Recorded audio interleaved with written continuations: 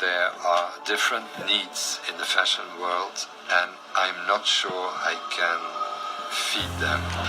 Everybody's Historia y Moda es un recorrido por nuestra cultura, el arte, la economía, la política y los roles de género que han tejido nuestra sociedad desde la prehistoria hasta el día de hoy. Todo esto teniendo la moda como hilo conductor. Este es un viaje para quienes quieran conocer su pasado, entender su presente y escribir su futuro. Somos Diana y Ceci y te acompañaremos en este apasionante viaje. Bienvenidas y bienvenidos.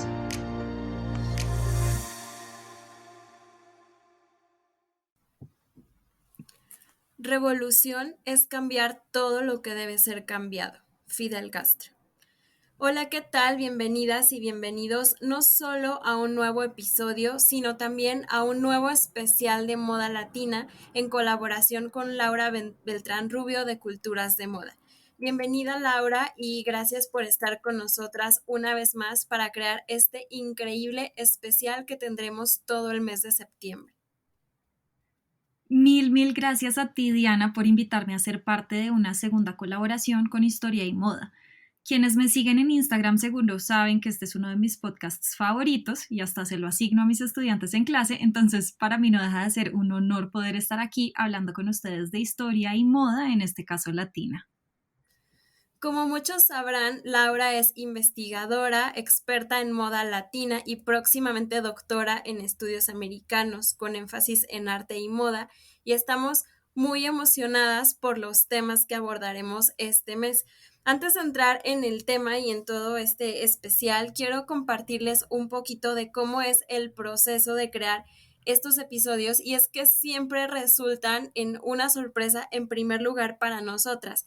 Empezamos poniendo sobre la mesa las ideas de cada quien, vemos si hay temas que se pueden unificar, dividir o relacionar, les ponemos orden y entonces comenzamos con la investigación. Porque bueno, como lo comenté, son ideas las que proponemos, pero la mayoría de las veces ni siquiera sabemos si vamos a encontrar información, si realmente hay ahí un tema a desarrollar o si siquiera es lo que nos esperamos. Y efectivamente, casi nunca son lo que esperamos, sino mucho más. Mientras vamos recopilando información, editando ideas, analizando, a mí personalmente me vuela la cabeza y a veces se me salen las lágrimas. Así que si un día ven a una chava en algún café de Ciudad de México con un iPad escribiendo, llorando y riéndose al mismo tiempo, por favor, acérquense a saludarme. Esperamos poder emocionarles y abatirles tanto como lo han hecho con nosotras los temas de esta colaboración. Muy emocionados estaban también los miles de fervientes neoyorquinos que el 21 de abril de 1959 se agolparon para recibir a una joven celebridad que saldría de la estación Penn. Fidel Castro, el líder de los revolucionarios cubanos. Era como si Sinatra se fuera a presentar en Las Vegas. Menos de 4 meses antes había derrocado una dictadura militar despiadada a través de una campaña totalmente inusitada. Además, contaba con una tremenda popularidad. Atrajo a multitudes más grandes que ningún otro líder extranjero en la historia de la ciudad. Mientras la gente coreaba Fidel, Fidel, Fidel, Castro se abrió paso entre el cordón policial y comenzó a saludar de mano a los presentes, como si se tratara de un candidato presidencial. Cuando la fotografía de Castro apareció en la primera plana de The New York Times tras su llegada, el pie de foto era casi innecesario. Todo mundo reconocía inmediatamente a aquel hombre por su estilo único al vestir, que combinaba un uniforme, una gorra militar de trabajo y una barba desaliñada. Su séquito de 70 personas estaba repleto de exguerrilleros vestidos de pantalones color caqui, cuyo llamativo vello facial se había convertido en un símbolo tan poderoso en Cuba que se les conocía simple y llanamente como los barbudos. Pero esta imagen no quedó en una portada de revista y no se mantuvo por cuestión de gustos. Así como los nazis vieron en la moda una herramienta para conquistar cultural e ideológicamente los países que invadían, pueden escuchar este tema en los episodios 34 y 35, los revolucionarios cubanos la utilizaron para militarizar más de un país y mantener viva la revolución durante varias generaciones. Pero, ¿cómo se diseñó este estilo? Las barbas nacieron por necesidad. Luego de un aterrizaje anfibio en el este de Cuba en diciembre de 1956, ni Castro ni su pelotón de unos 20 sobrevivientes tenían rastrillos. No obstante, su floreciente vello facial no tardó en convertirse en un símbolo de identidad. El estilo accidental se volvió permanente para mantener el simbolismo. Las fotografías del misterioso y bien parecido médico argentino Ernesto Guevara, conocido como el Che, mostraban que este también se dejaba crecer el pelo y llevaba una boina negra que pronto se volvería famosa. Antes de la visita de Castro a Estados Unidos en 1959, los cubanos habían contratado al prestigiado agente de relaciones públicas de la avenida Madison, Bernard Brading, por la generosa suma de $6,000 mensuales para que asesorara a su líder sobre cómo ser atractivo para los estadounidenses. Cuando se conocieron en La Habana, Brading le dijo a Castro que los revolucionarios debían cortarse el pelo. Castro se negó. Conocía el poder que tenía el estilo del barbudo rebelde. Se trató de una decisión astuta. Para abril, la imagen característica de Castro se había vuelto tan famosa que una empresa estadounidense de juguetes produjo 100,000 gorras militares con barbas quitapón para niños, que se vendieron junto con los gorros de piel de mapache estilo Davy Crockett y los cascos de G.I. Joe. Cada gorro militar estaba adornado con el logotipo negro y rojo del revolucionario Movimiento 26 de Julio y las palabras El Libertador, que hacían referencia al héroe de la independencia Simón Bolívar. Otros elementos del estilo revolucionario se combinaron durante la campaña, como ha quedado bellamente catalogado en las revistas de moda, y, a diferencia de las barbas, los otros elementos establecidos años antes no fueron fruto de la casualidad. El 4 de enero de 1959, Fidel Castro se dirigió al pueblo de Camagüey, capital de la provincia homónima en el centro de Cuba.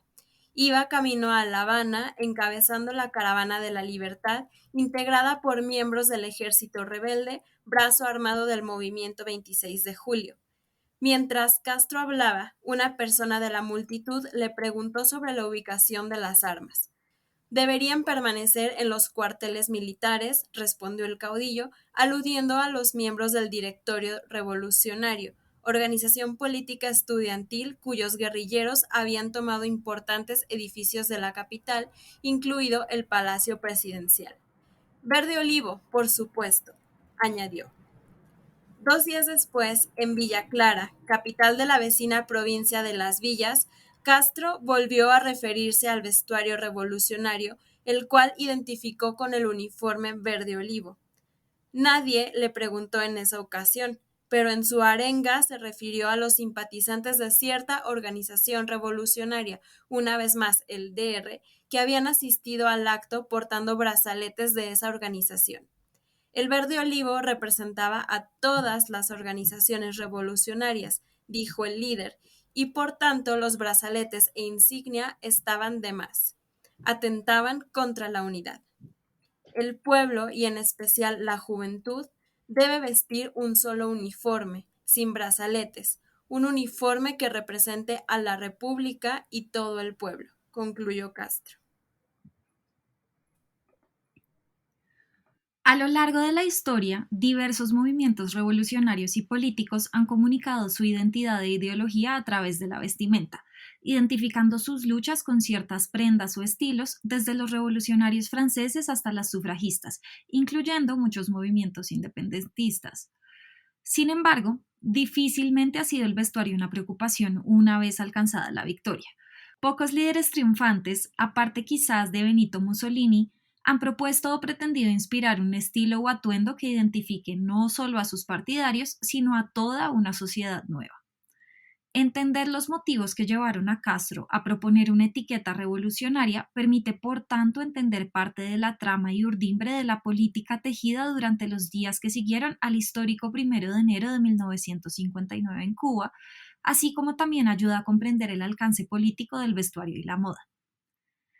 En aquellos primeros días de 1959, era del interés de Castro promover la visión de la guerrilla como principal, si no el único agente revolucionario, y con ello restar importancia a otros actores, en especial al movimiento urbano clandestino. Al sugerir que los revolucionarios vistieran de verde olivo, Castro borraba de un gesto la pluralidad de fuerzas revolucionarias, que incluían grupos clandestinos y organizaciones civiles tan diversas como los movimientos femenino y estudiantil, los sindicatos, algunos de los partidos políticos tradicionales y el Partido Comunista. Asimismo, en un momento en que las diversas organizaciones guerrilleras, sobre todo el M-26-7 y el DR, las más visibles, se hallaban enfrascadas en una lucha por el poder y por la posibilidad de decidir el rumbo de la nueva sociedad, la proposición de no llevar insignias o brazaletes restaba visibilidad a los demás grupos a favor del M-26-7, sobre todo teniendo en cuenta que los miembros de esta organización continuaron portando y promoviendo en diversos materiales de propaganda sus propias insignias y símbolos. Puede argumentarse entonces que las tempranas intervenciones de Castro en el imaginario sartorial postrevolucionario buscaban consolidar la visión de la guerrilla y en particular del ejército rebelde, como principal actor de la revolución, de cuyas tropas se proclamó el mismo día del triunfo comandante en jefe. La carismática iconoclasia sartorial de los rebeldes barbudos llenó las páginas de publicaciones periódicas, las pantallas televisivas y otros soportes de propaganda. El uniforme verde olivo se convirtió en prenda revolucionaria y elemento fundamental del imaginario de la revolución y del régimen político a que ésta dio lugar. Con el tiempo, la noción de la lucha antibatistiana, y aquí hacemos una nota al pie de página, Fulgencio Batista fue presidente de Cuba antes de la llegada de Fidel Castro al poder, y el 26 de julio de 1953, por eso el nombre del movimiento, inicia la movilización del pueblo cubano en respuesta a la grave situación creada por Batista con su golpe de Estado del 10 de marzo de 1952 y ante la urgente necesidad de encontrar una salida que permitiera erradicar los males económicos y sociales producto del control estadounidense que se había apoderado de la isla. Decíamos entonces que la noción de esta lucha como guerra de guerrillas, de la Sierra Maestra como cuna de la revolución y de sus líderes como vanguardia política del país, se consolidó y adquirió carácter hegemónico. El verde olivo prevaleció como símbolo de la revolución y del régimen postrevolucionario y ayudaría a contrarrestar las críticas que apuntaban a una posible radicalización roja, es decir, comunista. La revolución no vestía de rojo, sino de verde olivo, afirmaba Bohemia en un editorial publicado en enero de 1959, así como también pregonó Castro. La metáfora no perdería validez ni siquiera cuando en 1961 el propio Castro declarara que la revolución cubana era socialista y que él siempre había sido marxista-leninista. Casi 60 años después, el presidente Miguel Díaz-Canel, primer jefe de Estado de Cuba desde 1959, que no es guerrillero ni se apellida Castro, continuaría insistiendo que la revolución cubana sigue de verde olivo. El 16 de febrero de 1959, Fidel Castro asumió el cargo de primer ministro y para escándalo de algunos lo hizo vestido con su uniforme verde olivo. Ah, no. Este uniforme y estas barbas significan la rebeldía de la Sierra Maestra y de nuestra revolución, y no me las quito de ningún modo. Búsquense otro primer ministro. Dicen que dijo cuando un asesor le sugirió que se vistiera de civil para la ceremonia, para evitar ser asociado con las dictaduras militares que tanto dolor habían causado en América Latina. En días anteriores, un decreto presidencial había autorizado a los miembros del ejército rebelde que ocupaban cargos en el gobierno a desempeñar sus funciones vistiendo sus trajes guerrilleros. Los líderes revolucionarios tampoco se vistieron de civil para viajar al extranjero en representación del gobierno cubano. En abril de 1959, Castro desoyó el consejo de la firma de relaciones públicas estadounidense Bernard Relling, que le había sugerido que se cambiara el uniforme militar durante su visita a ese país, a donde viajó invitado por la American Society of Newspapers Editors. El aún más radical Che Guevara se opuso enérgicamente a que siquiera le confeccionaran uniformes nuevos para su viaje a África, Asia y Europa del Este en 1959. Como argumento, esgrimió que los nuevos trajes carecerían de la autenticidad del uniforme de la Sierra Maestra. Esto representaba, les dijo Guevara a sus asesores, la victoria del ejército rebelde contra el régimen de Batista y los gringos. El simbolismo revolucionario del color verde olivo y el apego de los líderes guerrilleros a su identidad insurgente no pasaron desapercibidos para Jean-Paul Sartre cuando visitó el país en 1960. En el ensayo Huracán sobre el azúcar, el filósofo francés comenta el hecho de que los líderes revolucionarios no se hubieran quitado los uniformes de guerrilleros ni hubieran dejado de hablar sobre ellos. Reflexionando sobre sus significados, Sartre los presenta como condecoraciones del desorden galardonados que indican el malestar que es toda revolución y que en el caso de la cubana, según el filósofo, solo se convirtió en administración cuando el gobierno les ordenó a los antiguos guerrilleros que se cortaran la barba, lo que refiere ocurrió en julio de 1960. Para Sartre, aquellos jefes hirsutos desean seguir siendo a todos los ojos y en su verdad tales como se los vio entrar en la capital, extenuados por su victoria cuando todavía no eran más que libertadores. El crítico literario Duanel Díaz Infante ha desarrollado esta idea de Sartre para esgrimir que la iconoclasia sartorial de los líderes guerrilleros fue parte de un espectáculo orientado a congelar, es decir, recrear ad infinitum el triunfo revolucionario. Sin embargo, más que el instante preciso de la victoria, el obstinado apego de los líderes rebeldes a sus uniformes de campaña y a sus barbas recrea o actualiza la guerra de guerrillas pontificada tras la victoria del 1 de enero como estrategia de cambio revolucionario, posponiendo con ello para un futuro porvenir la consumación del triunfo. En tanto hecho consumado, la victoria, interpretada y asumida de muy diversas maneras por muy diversos actores, solo puede pertenecer al pasado.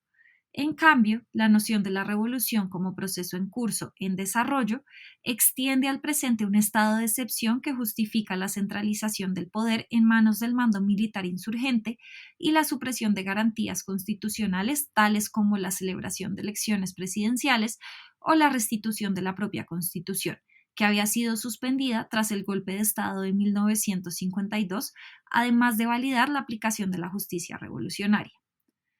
Patria o muerte venceremos, repetía Castro, vestido de guerrillero, al construir cada uno de esos discursos desde 1960, presentando la victoria como algo todavía por alcanzar. En tanto símbolo de la revolución y de la nueva era a que ésta dio lugar, el uniforme verde olivo, junto a melenas y barbas, se convirtió también en símbolo de los revolucionarios, es decir, de quienes habían hecho y continuaban haciendo una revolución entendida como lucha armada, avalando con ello el acceso de estos al poder. El estilo sencillo y funcional de este uniforme contribuyó asimismo al carisma de los líderes rebeldes al dar lugar por vías metonímicas a una caracterización de estos sustantivamente diferente de la de los políticos tradicionales.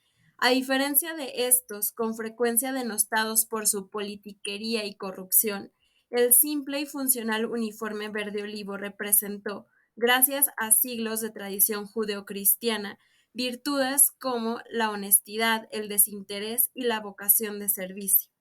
Según el periodista estadounidense Lee Lockwood, quien visitó el país en 1960, el uniforme de los líderes guerrilleros era una forma tácita de demostrar que estos se hallaban al servicio del pueblo y no al revés. El apego al uniforme de campaña permitió a Fidel Castro y Che Guevara, de origen social de clase alta y media respectivamente, comunicar una apariencia de clase trabajadora que habría facilitado su acercamiento a las masas. Algo por el estilo insinuó el propio Guevara cuando en 1959 recibió un doctorado honoris causa por parte de la Universidad de Las Villas ocasión en que señaló que asistía al acto vestido con su uniforme verde olivo, porque este era símbolo de modestia y fuente de orgullo, en tanto representaba al ejército del pueblo. Tras la victoria revolucionaria, en resumen, el uniforme verde olivo fue erigido símbolo de la revolución y de los líderes revolucionarios, permitiendo además caracterizar a estos últimos en tanto clase política. En conjunción con melenas y barbas, elementos fundamentales de su carisma, ese traje distinguió a quienes hicieron la revolución, tanto con relación a los desacreditados políticos tradicionales como a otros actores revolucionarios que no tomaron las armas. Y este uniforme también fue adoptado por el pueblo. Diversos relatos indican que cuando se supo que Batista había abandonado el país, muchos cubanos salieron a las calles a celebrar la victoria revolucionaria vestidos de verde olivo. Durante las semanas y meses que siguieron a la huida de Batista, el uso de uniformes verde olivo por parte de la ciudadanía, incluidas figuras públicas y artistas reconocidos, en alusión o apoyo a las transformaciones políticas en curso, se generalizó.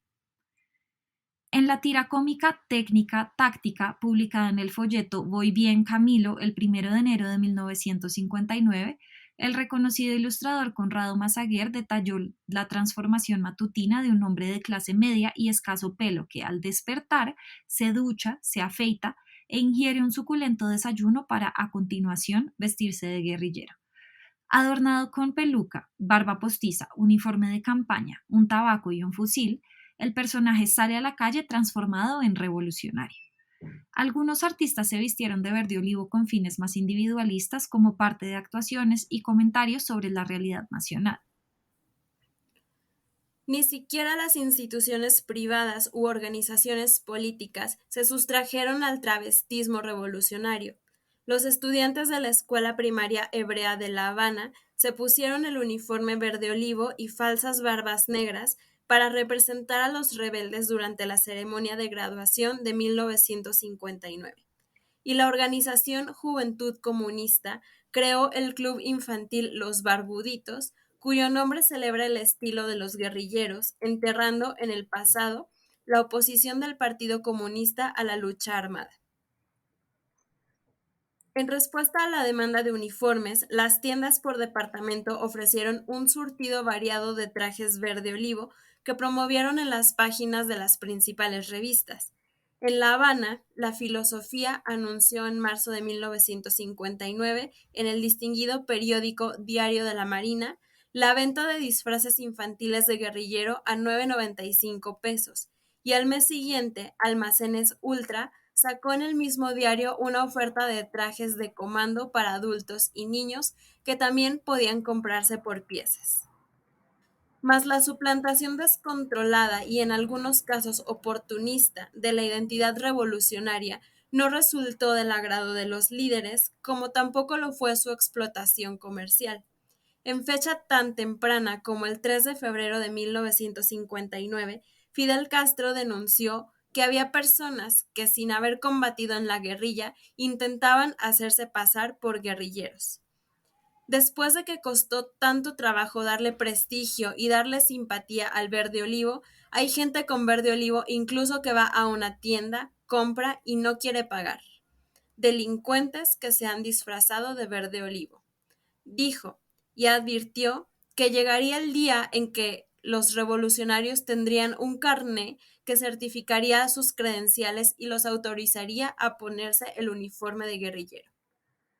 La prohibición de la comercialización de los símbolos del M267, la nacionalización de las grandes tiendas por departamento y, como anticipara Castro, la creación de nuevas instituciones que reglamentaron el uso del verde olivo, en efecto, limitaron la apropiación y uso indiscriminado de la identidad revolucionaria al mismo tiempo que la extendieron, bajo parámetros vestimentarios y de conducta muy específicos, a gran parte de la población civil. Hitler toma nota. La institucionalización del verde olivo extendió la identidad revolucionaria a amplios sectores de la ciudadanía, en especial a las nuevas generaciones. Este espectáculo se extendió además a programas y desfiles escolares, clubes profesionales y otras actividades llevadas a cabo en instituciones educativas, organizaciones de masas y centros de trabajo dirigidos a familiarizar a los niños y jóvenes con la etiqueta y valores de la revolución, entendida como guerra de guerrillas, y como Che Guevara ambicionaba en su clásico tratado El socialismo y el hombre en Cuba, a perpetuar el heroísmo en la vida cotidiana. La creación en 1980 de la Sociedad de Educación Patriótico-Militar SEPMI, bajo los auspicios de MINFAR, fue otra iniciativa dedicada a fortalecer los vínculos entre la juventud y el ejército.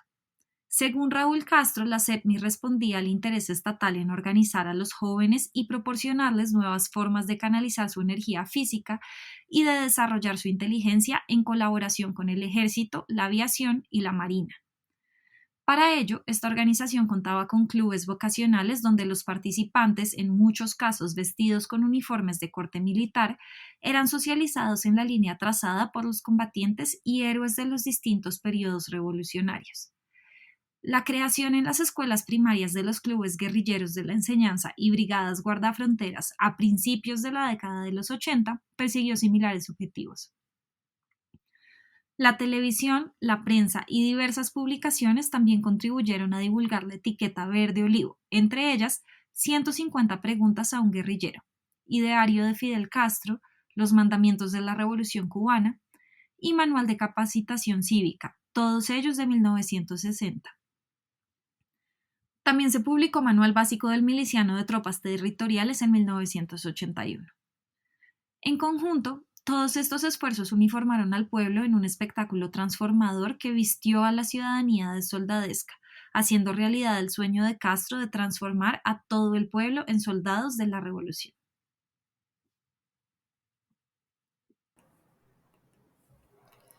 El papel transformador que el régimen depositó en el uniforme verde olivo fue reflejado en una viñeta publicada en 1964 en el tabloide humorístico Palante, donde se muestra a un joven recluta del SMO vestido de soldado y colgando de un gancho en la pared un colorido conjunto de moda. Con título distinto y diferente, la ilustración presenta el uniforme militar como evidencia y a la vez causa de la transformación del joven en soldado. El verde olivo se convirtió no solo en símbolo de la revolución triunfante y de sus líderes, sino también en atributo de todos los revolucionarios. La nueva identidad castrense dio paso, a su vez, a una nueva forma de ciudadanía que proyectó a la sociedad cubana en pie de guerra y a la vez extendió el poder del Estado y sus agentes, permitiendo también identificar, mediante simple inspección visual, tanto a aliados como a posibles enemigos. De acuerdo con fuentes oficiales cubanas, cuando el traje de miliciano llegó a ser moda nacional, no lo fue porque no existiera nada más en el guardarropa, aunque también pudo darse el caso, sino porque era orgullo llevarlo, identificarse con la mayoría y por ser una declaración de acuerdo con el proceso revolucionario y una aceptación de disciplina en pro de llevar adelante un proyecto social o socialista.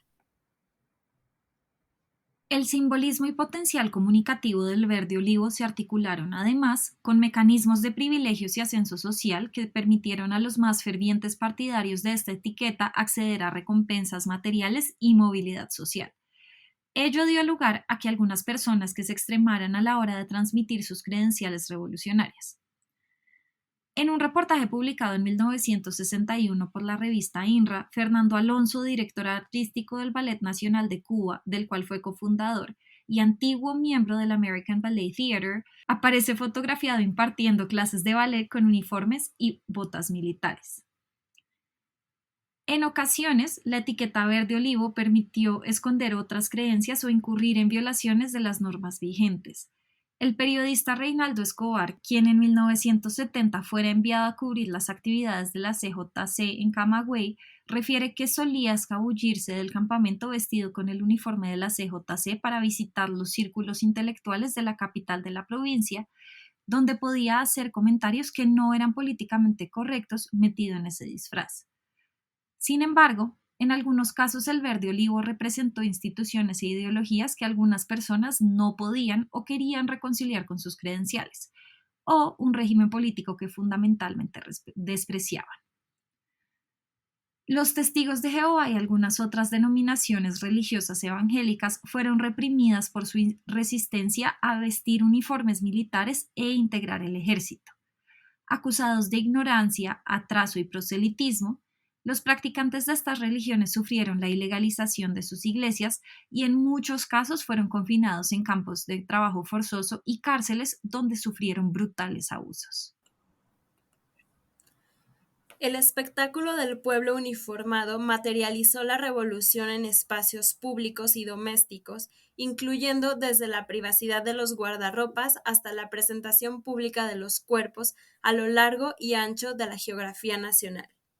El uniforme verde olivo materializó e hizo palpable la revolución. En tanto atributo de identidad de los líderes guerrilleros e instrumento de un proceso que travistió a los ciudadanos en soldados, este uniforme contribuyó a caracterizar a la Cuba posrevolucionaria como un país en revolución y a los cuerpos de sus ciudadanos en lugar de enunciación del poder del nuevo Estado. Este estilo, y ocultos en él la ideología y el sentimiento de revolución, cruzaron las aguas y llegaron a otros países y épocas. Pero ¿cómo y por qué? La visita de Castro a Nueva York, a la que nos referimos al principio de 4 días, se desarrolló entre un torbellino de vello facial y uniformes militares. Su pintoresca imagen aparecía en escenarios oficiales y turísticos. El alcalde Robert F. Wagner recibió a Castro en el ayuntamiento de la ciudad, saludó a estudiantes con miradas de asombro en la Universidad de Columbia, visitó las oficinas de The New York Times y habló ante una multitud de 16,000 personas en el auditorio de Central Park. Todo esto ocurrió en el momento perfecto para influir en los estadounidenses. El torrente de imágenes mediáticas coincidió con el auge económico en Occidente, el cual generó una nueva clase de consumidores jóvenes con dinero para gastar. Esta era la primera vez que los adolescentes del mundo comenzaban a copiarse mutuamente el estilo de manera consciente y además eran ellos mismos quienes creaban las distintas tendencias sin la intervención de los adultos. Castro, un hombre con educación superior, era como un James Dean con una agenda política progresista, un rebelde con causa. Los cubanos formaron un puente estilístico entre los beats y la contracultura de la década de los 60. Fácilmente podría haber habido hippies de pelo largo sin el Che, pero la impresión que los cubanos dejaron en el paisaje estilístico de la indumentaria es auténtica. Su revolución era más fotogénica y el estilo rebelde de los cubanos se infiltró en Estados Unidos. Además, no eran solo los hombres. A principios de 1958, una fotógrafa española viajó a la Sierra Maestra como enviada de Paris Match y regresó con imágenes que incluían a una de las principales lideresas de la guerrilla, Vilma Espín, egresada del Instituto Tecnológico de Massachusetts, con una flor de mariposa blanca detrás de la oreja, presagiando la prototípica imagen de los hippies y las flores. En las fotografías también aparecía Celia Sánchez, la principal organizadora de los rebeldes, y quien había diseñado su propio uniforme con pantalones ajustados de sarga y una camisola militar con cuello en V, según Dickie LaChapelle, una de las primeras fotógrafas de guerra estadounidenses que viajaba con ellos. En julio de 1958, Espín apareció en Life con un rifle recargado sobre la cadera, como la versión cubana de Bonnie Parker, de la famosa pareja compuesta por Bonnie and Clyde, y en un mundo reinado por Doris Day, en la cúspide del movimiento feminista, la semiótica era subversiva. 10 años más tarde, Tom Wolfe acuñó el término radical chic para burlarse de los intelectuales de Nueva York hipnotizados por las modas revolucionarias en una fiesta organizada por Leonard Bernstein en honor a las Panteras Negras, quienes, claro está, habían adoptado el estilo paramilitar de los cubanos y se habían apropiado de él. En 1984, la revista People nombró a Fidel Castro como uno de los hombres mejor vestidos del mundo. En su momento, el uniforme verde militar de Castro se convirtió en un símbolo para los dictadores del mundo y los jóvenes simpatizantes del comunismo en América Latina. Castro fue imitado por todos lados. Barba clásica, lentes de pasta y un puro. Dichos elementos fueron los que usó Woody Allen en Bananas para caracterizar el personaje basado en el presidente cubano. La leyenda continuó. Cuando se anunció la muerte de Castro, los cubanos estadounidenses en Little Havana salieron a festejar alzando un esqueleto con un puro en su boca. El 2014 fue un gran año para la diplomacia. Barack Obama y Raúl Castro comenzaron el diálogo para reconstruir las relaciones entre ambos países después de más de 50 años de embargo económico. 2 años después, Chanel presentó su desfile Primavera-Verano en La Habana. En él había claras referencias a la Revolución de 1958. La editorial de enero de Vogue Reino Unido va sobre la revolución en los estándares de belleza y retrata a la modelo plus size Ashley Graham vestida como Fidel Castro. La evolución de la vestimenta de Castro en sus últimos años llamó la atención de los observadores de Cuba durante sus casi 5 décadas en el poder y se estudió como un reflejo de sus cambios en los asuntos políticos y económicos. Cuando llegó al poder en las décadas de 1970 y 80, Castro prefirió uniformes más formales al estilo de sus aliados del bloque soviético. Después de que el muro de Berlín se derrumbó y Cuba se vio obligada a permitir la entrada de inversiones extranjeras y turistas, Castro recurrió ocasionalmente a trajes de negocios o guayaberas, la camisa que es la vestimenta nacional de Cuba. Pero su guardarropa cambió significativamente y fue observado aún más de cerca después de que se sometió a una cirugía de emergencia en 2006 y entregó sus poderes a su hermano Raúl, al principio temporalmente y luego oficialmente en el 2008. Un mes después de la cirugía, las fotos de una reunión con el presidente venezolano de visita, Hugo Chávez, mostraban a Castro vestido con un pijama rojo, un hombre claramente recuperándose de una cirugía grave. Desde abril del 2007 hasta septiembre de 2009, las fotos de Castro lo mostraban repetidamente vistiendo chándales con los colores de la bandera cubana. Luego, Castro se cambió a ropa casual, en lo que los analistas tomaron como una señal de que había terminado con la rehabilitación y estaba listo para regresar a la vida pública, una corazonada que resultó profética. Pero sorprendió el 25 de julio cuando vistió una túnica militar en color verde olivo en vísperas del aniversario del ataque al cuartel Moncada de 1953, marcado como el inicio de la revolución castrista, al rendir homenaje a los rebeldes asesinados en el ataque. Ese atuendo provocó conjeturas de que estaba señalando su respaldo o tal vez su oposición a las reformas económicas que Raúl Castro había estado prometiendo desde 2007, pero que aún no había promulgado. Castro volvió a usar la túnica más tarde durante varias ceremonias, pero luego agregó pantalones verde olivo, su primer conjunto militar completo desde 2006, durante un discurso al aire libre el 3 de septiembre en la Universidad de La Habana. Su cambio de vestimenta civil a uniformes militares demostraba su impulso narcisista de mantenerse relevante mientras daba la impresión de que todavía estaba a cargo. La revolución permanente es una teoría usada por León Trotsky que establece, entre otras cosas importantes, que la revolución socialista debe estar bajo la dirección política del proletariado y que solo a través de su internacionalización se convierte en permanente, garantizando así su triunfo. Hoy hemos visto cómo este estado de revolución permeó a otras sociedades más allá de la cubana y ha trascendido el tiempo, el espacio e incluso a los propios revolucionarios en gran parte gracias a la vestimenta. Esperamos una vez más haber podido traer a consideración la importancia de la moda en la política y en la formación de la cultura e identidad de cualquier país y por lo tanto como tinta que escribe su historia. Gracias por acompañarnos hasta el final de este episodio. Cuéntenos qué revolución están manteniendo viva con las prendas que tienen en su armario. ¿Es política? ¿Es personal? ¿Es compartida? Recuerden que si quieren leer este episodio y ver todas las referencias, imágenes, bibliografía y más contenido, pueden ir a nuestra página de Patreon, donde encontrarán esto y más, además de que podrán apoyar este proyecto desde $5 al mes. Gracias, Laura, por ser parte de este nuevo bloque de Moda Latina. Gracias a ti, Diana, por la invitación. Y bueno, los esperamos la próxima semana con otra historia de encuentros, influencias, historia y moda latina. Chao.